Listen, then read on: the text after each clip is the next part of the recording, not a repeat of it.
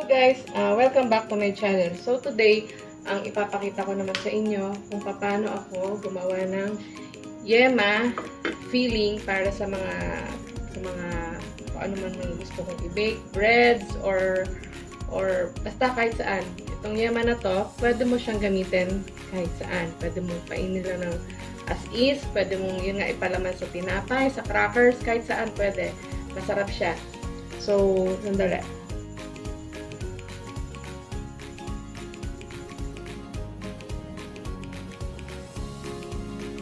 So, yan.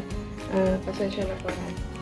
So, ngayon, sa paggawa ng YEMA, filling natin. Ang kailangan natin, meron tayong dito condensed milk, isang itlog, maglalagay din tayo sa kanya ng evap. Ay! Tumapo na evap. Half cup lang evap. Tapos 1/4 cup ng all-purpose flour. At magdadagdag tayo ng 1/4 cup ng sugar. Bayaan na natin i-evap dyan. Okay lang yan. So, ang gagawin natin, itong ating condense, itong condense ko, medyo ano na siya. Tingnan nyo. Medyo iba siya. Kasi, bigay lang sa akin to. Lagay natin dyan yung ate. Yan, kita nyo, diba? Ay, lapot na nyo.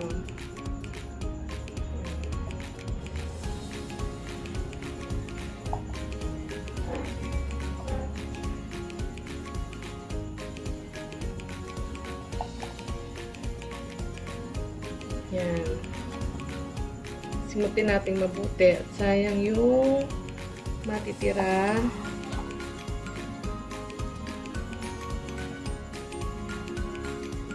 Yan. Tapos, lagay natin yung isang itlog.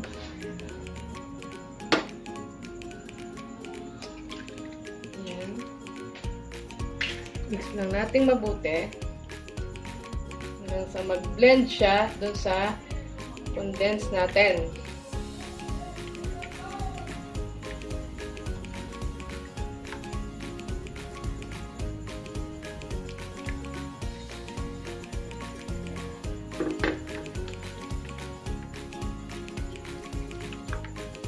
Tapos isusunod natin yung ating evap. I-mix ko na yung flour natin doon sa evap natin. Kasi pagka i-mix natin siya dito, meron siyang tendency na magbuo-buo yung flour. Pero pag gumawa kayo ng YEMA, pwedeng condense lang at saka isang itlog. Okay na yon. Pero ako, magdadagdag ako ng evap at saka flour kasi gagamitin ko siyang filling para sa hopya na gagawin ko sa isang araw. Papakita ko sa inyo kung paano ako gumawa ng hopya YEMA. So, yan po. Lalagyan na natin yung ating sugar at yung ating evap na mayroong naminix ko ng flour. Ito lang, may bubuo pa. Yan.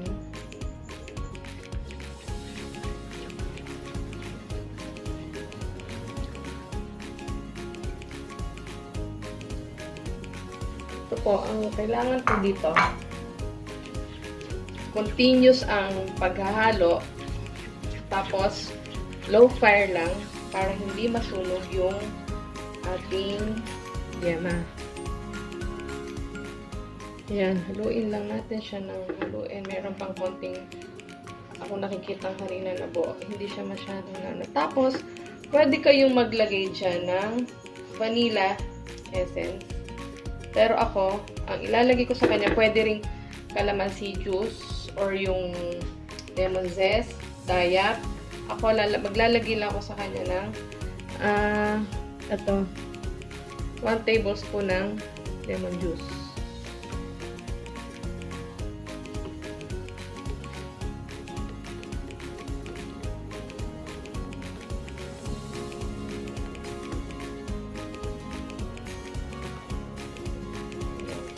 Haluin lang po natin siya ng hahaluin, ganyan. Continuous stirring lang. Para ma-prevent yung pagdikit ng YEMA natin doon sa pan natin.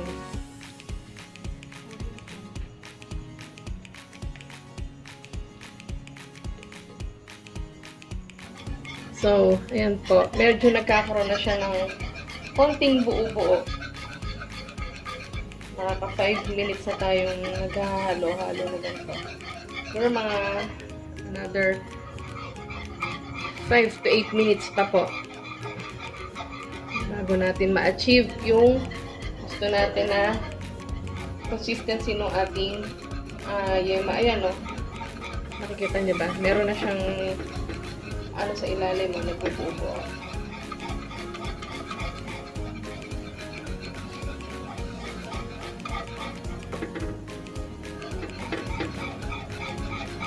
Ayan, kumukulo-kulo na din siya.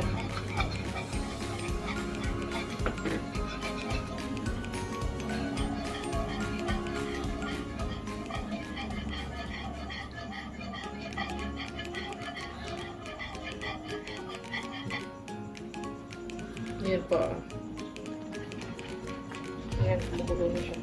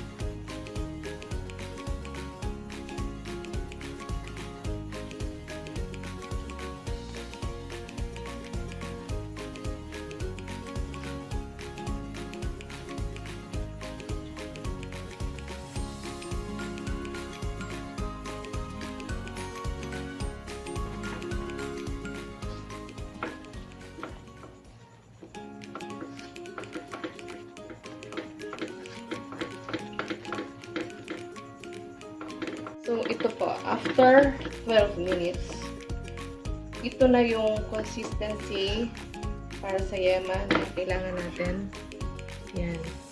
Medyo flowy pa siya, pero pag lumamig to, magbubuo po ito. So, ito, okay na to. Kasi pag hinintay pa natin siya na sobrang thick niya, titigas po siya na parang candy talaga. So, ito, patay na natin yung ating apoy at palalamigin natin siya para magamit na natin siya. Ito po, pwede nyo nang kainin ng ganito. Ang sarap na nito. Pag lumamig siya, pwede nyo siyang gawing, i-form nyo into balls or ano, bahala kayo kung anong gusto ninyong shape. So, yan, okay na pa.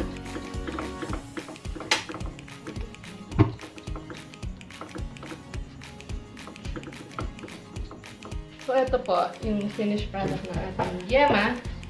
Bali, medyo mainit pa siya. Pagka lumamig to, magbubuo siya talaga. Pero papakita ko sa inyo. Yan. Ito, pwede nyo na siyang kainin ng ganyan. Tikman ko nga.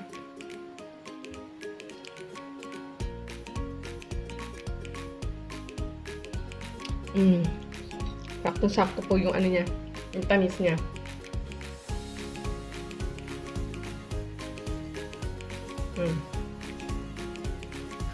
Pag lumamig to, pwede nyo siyang bilog-bilugin.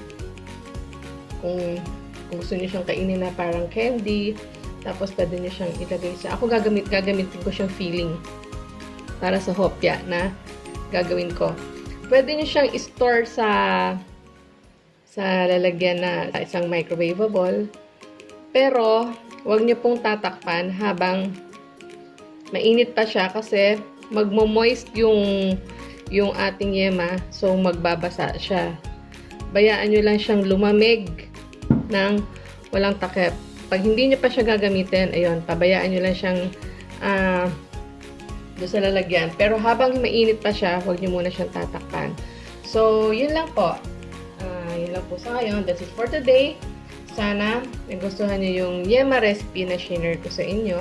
And sana huwag nyo lang din kalimutang mag-subscribe para lagi kayong ma-notify sa mga bagong videos at recipes na i-upload and i-share ko. And huwag nyo lang din kalimutang mag-like and mag-comment. And see you po on my next video. Bye!